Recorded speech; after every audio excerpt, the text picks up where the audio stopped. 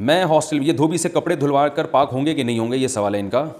یہ پوچھتے ہیں کہ میں ہاسٹل میں رہتا ہوں، ہمارا دھوبی واشنگ مشین میں کپڑے دھوتا ہے، اس کو جو پاک کپڑے دیے جائیں گے تو اس کا کیا حکم ہوگا اور ناپاک کپڑوں کا کیا حکم ہوگا. دھوبی لوگ شرعی مسائل سے اکثر واقف نہیں ہوتے، کیونکہ ناپاک کپڑے جب دھلتے ہیں تو ان کو 3 دفعہ صاف پانی میں کنگھالنا اور پھر ہر دفعہ میں نچوڑنا ضروری ہے، یا کم از کم بہتے ہوئے پانی جیسے نل کھول کے اتنا پانی گزار دیا جائے کہ غالب گمان ہو جائے کہ ناپاکی اس سے نکل گئی ہے، یا 3 دفعہ میں ڈبو کے جتنا پانی آتا ہے اتنا پانی بہہ چکا ہے. تو اگر دھوبی یہ کام کرتا ہو تو پھر تو کپڑے پاک ہوں گے. اگر یہ کام نہیں کرتا، اگر آپ کو یقین ہے کہ یہ نہیں کرتا، یعنی 3 کنڈیشن ہوں گی، یا تو آپ کو پتہ ہے کہ دھوبی کو پاک کرنے کا طریقہ معلوم ہے تو آپ کے کپڑے بہرحال پاک سمجھے جائیں گے، خواہ پاک کپڑے دیں یا ناپاک کپڑے دیں. اگر آپ کو یقین ہے کہ دھوبی وہ احتیاط سے کام نہیں لیتا اور اس کو پاکی کے مسائل ہی معلوم نہیں ہے، یا وہ یہ پروسیس سے کپڑوں کو نہیں گزارتا اس پروسیس سے، تو آپ کے کپڑے بہرحال ناپاک رہیں گے، یعنی پاک کپڑے بھی ناپاک ہو جائیں گے کیونکہ وہ ملا کے دھوتے ہیں. اور اگر آپ کو معلوم نہیں ہے کہ وہ اس پروسیس کو پورا کرتا ہے یا نہیں کرتا تو آپ معلوم کر لیں، اور پھر بھی آپ کو نہیں پتہ چلتا کسی طریقے سے، یا وہ بتاتا ہی نہیں ہے، تو پھر شریعت کے اصول ہے بقاء ما کان علی ما کان اور الیقین لا یزول بالشک. یہ قرآن و حدیث سے فقہا نے استدلال کیا ہے کہ جو چیز جیسی ہے وہ ویسی ہی سمجھی جائے گی جب تک کہ اس کے خلاف کی کوئی دلیل نہ ہو.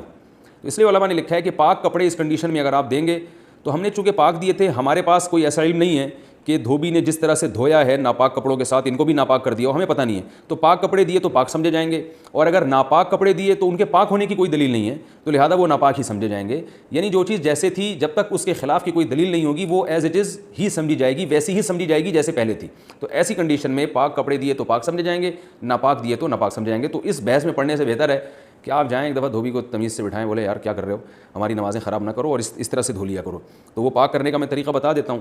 کہ تمام کپڑوں کو یا تو وہ تازہ پانی میں ڈالیں اور نکال کے اچھی طرح نچوڑیں، پھر نئے پانی میں ڈالیں، نکال کے اچھی طرح نچوڑیں، پھر نئے پانی میں ڈال کے نکال کے اچھی طرح نچوڑ کے لٹکا دیں، پاک ہو جائیں گے. یا بہتے ہوئے نلکے کے نیچے ڈالیں، یا واشنگ مشین میں پانی بہا دیں، جیسے کہ آج کل تو آٹومیٹک مشینیں آ رہی ہیں کہ وہ پانی ایک طرف سے آتا ہے دوسری طرف سے نکلتا ہے. تو جب اتنا پانی بہہ کے نکل جائے کہ دھوبی کو یا کپڑے دھونے والے کو غالب گمان ہو کہ